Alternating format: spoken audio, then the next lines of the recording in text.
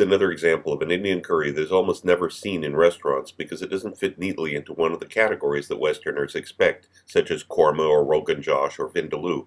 By the way, the same effect is true of other national cuisines too. For example, there are a great many dishes that Americans think of as common foods that basically don't exist in other nations. Anardana is an ingredient that you probably haven't heard of before, and it's a bit tricky to use, but it's well worth seeking out if you like exotic new tastes. So we're going to begin by making the spice mix, which will be, part of it will be the dry rub for the beef. I have 30 grams here, about an ounce of ANARDANA. It's dried pomegranate seeds. You cannot make these yourself. You have to look for an Indian spice store or buy them online. There's no way to duplicate the flavor in this. There should be slightly sticky. East End is a really good brand. I like them, but there's others. And then we have the other spices. A large dried red chili. I dried it myself, as you know from the first volume of my cookbook. The cinnamon, which is, in this case is real cinnamon. It's not cassia that you usually get as cinnamon sticks. Also, something to look for from an Indian spice store, cumin seeds and coriander seeds. Okay, I've got a cast iron pan here. I've heated to 500 degrees. And you have to be very careful when you toast this. You have to do it fast, reasonably fast, because you'll go from toasted to destroyed here in no time for the anardana. Usually we toast spices around 300 Fahrenheit. This time we're doing it very hot, very hot. You kind of feel it. If your fingers can tolerate the heat at all, feel it. See how these are doing. You don't want them to burn. You want to dry them out a little bit. You want to get them a little bit, get that moisture out of there a little bit. Hard to explain the exact feeling, but this is good. They're more sticky than they were. There's some smoke coming off them. Okay, back they go. Now we're going to toast the rest of those spices. Here's everything. I broke up the red chili into some pieces, and it's very hot now, so it will not take very long. Much hotter than I usually toast spices at. That's just the nature of this recipe. Give it just a minute here. Okay, it's been like 45 seconds here. There's a lot of smoke starting to come off. You can hear the seeds popping. That's it. We're going to go back here and we're going to cool them down a little bit before we grind them. The first thing to get ground after it's cooled back down again is this sticky anardana, and it's even more sticky now than it was before. The reason why you want to do this first is it's going to be the most difficult to grind. We're also going to put in a couple of teaspoons of coarse salt. The abrasive properties of that salt will help it grind.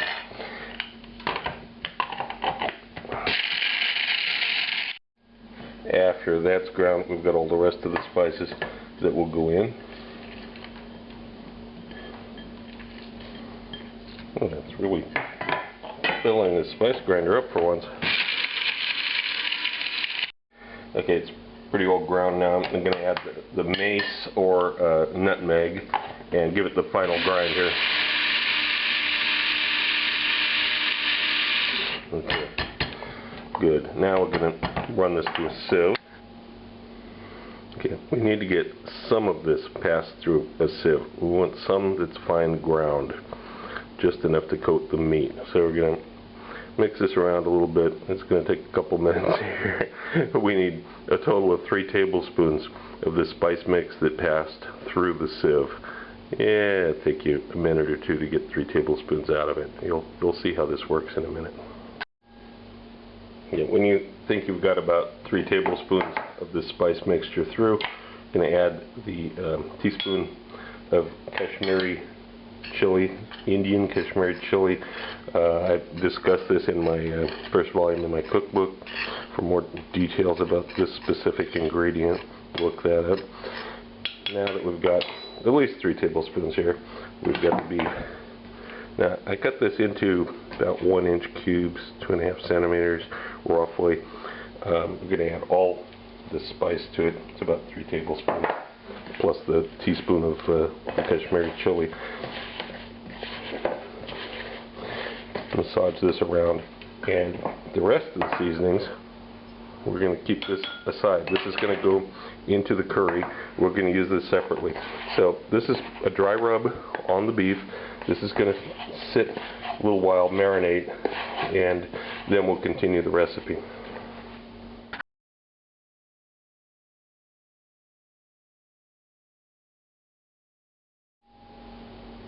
As usual, you want to make sure that you get all of your ingredients together here before you begin. This is the rest of the spices, of course. We have the meat that's been sitting with the spices on it. The onions ready for this, sliced into rings. Some mint, the ghee or clarified butter. This is garam masala that I made with the same recipe that's in the first volume of my cookbook. You can buy garam masala, it won't be as good. Some garlic, ginger. I'm using these canned Italian tomato pieces for this, and some mint. So we have a pan. It's not super hot, but it's hot. I'm going to put the ghee in there and begin cooking the beef.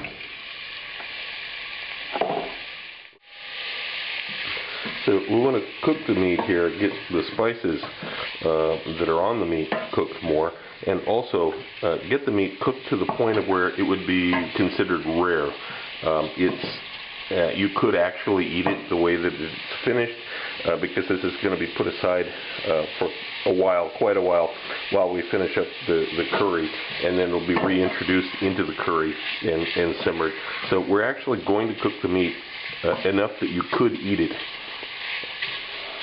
The most important thing is to don't let it get blackened. We're not looking to get that deep dark caramelization on it like you would in certain dishes, especially some Italian dishes. We're not looking for that. We just want to make sure that it's cooked evenly and thoroughly, but not super well done. Okay, it's been about 5 minutes now of actual cooking. If we were to slice this meat open, it would be very pink on the inside, but actually edible. It's not toxic anymore, and that's fine because we're going to be putting this aside for a little bit. If you get some juices collected in here, don't worry about it, because those are going to be reintroduced back to the curry in just a little bit. The next step, though, is to get this meat off into a separate container, hold it, and then we're going to begin frying the onions in the same pot here that the meat was just cooked in. Okay, that looks pretty good. I can strain some of the juices back. It's not enough to worry about right now. There will be later. As this meat cools down, it's going to leave a lot of juices. We'll come back to this later. Right now, I'm going to add those onion slices and begin cooking these. Get these softened before we add anything else to the pan. And the heat is on 5 right now. At a 1 to 10, it's on 5. This is also the temperature that I cooked the meat at. Okay, the onions have now been cooking for 5 minutes. I'm adding the garlic and the ginger. And continue sauteing this for just a little bit more. Still on a medium heat, the whole time medium heat, number 5 out of 1 to 10. Okay, it's been 2 minutes now by the clock. Now I'm adding all of the spices, the ANARDANA and all the rest of it, except for, of course, the stuff that was passed through the sieve and went on the meat. But the rest of the spice mix is in here. And we're just going to do this for like 1 minute. We're just going to mix it up with the onions. Then we're going to add the tomatoes to it. It's like 1 minute here. Okay, now I'm going to add those Italian tomatoes. It's just starting. It was just starting to stick at the bottom here. So this is going to deglaze the pan. Scrape the bottom. Make sure you don't have any spices sticking and burning.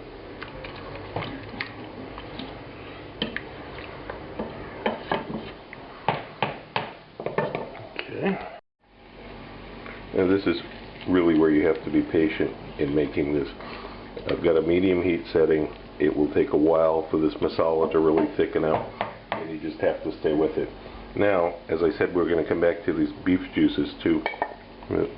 Strain whatever ran off of it into there. I got a piece of runaway beef here. I'll pick that up and put it back. But the juices are in there, and these are going to get reduced down into the masala, and it will take a while. You stir it every once in a while. Just be patient. Just to show you, this is what it looks like 10 minutes in. It's still thick, but we got ways to go. This is not the masala we're looking for yet. Minutes in. You gotta keep watching it, make sure nothing is sticking to the bottom. Keep the bottom clean. And I'm gonna revisit the meat here. Got a little bit more juices in it. Good. Add that to the pan too. And just keep it going. Just watch that nothing is sticking and burning. It's a process, but this is what separates a good masala, a good curry, from something somebody didn't know how to make. You have to be patient. You have to go reasonably slow and watch it. And here we are about 26 minutes in from when we started here, still on a medium heat. This is extremely thick now, extremely thick cohesive mass.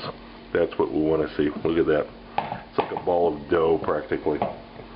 Now I'm going to add the water.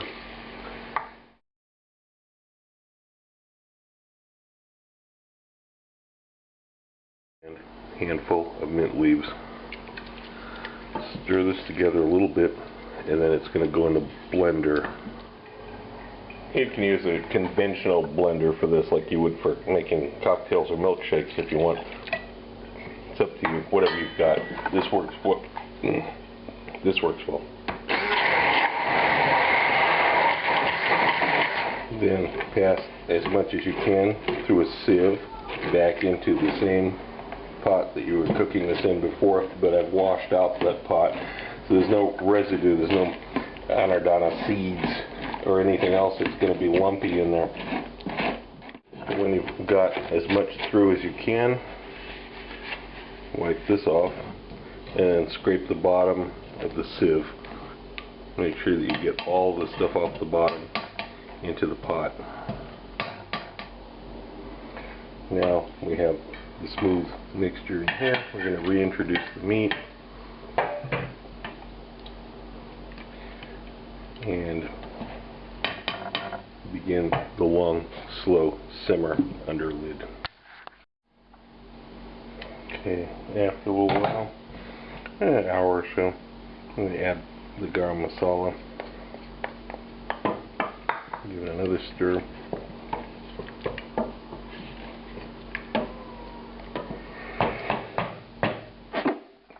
Then finally, after about 2 hours, you've got this lovely thick curry. Now, you have to taste it. I just tasted it and decide how much sugar and salt it's going to need. I decided it needed about a tablespoon of dark brown sugar. That's about typical. It's about a tablespoon.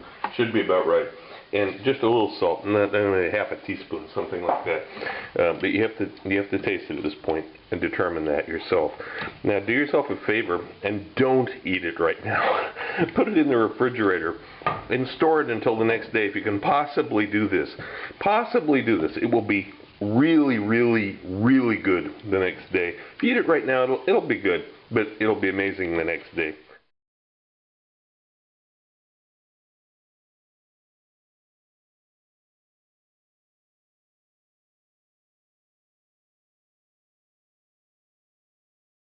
If you like my videos, look for my cookbook, now available through Amazon, Barnes & Noble, and other internet bookseller sites. Also look for my cocktail book, Cocktails of the South Pacific and Beyond, Advanced Mixology, available through Amazon online.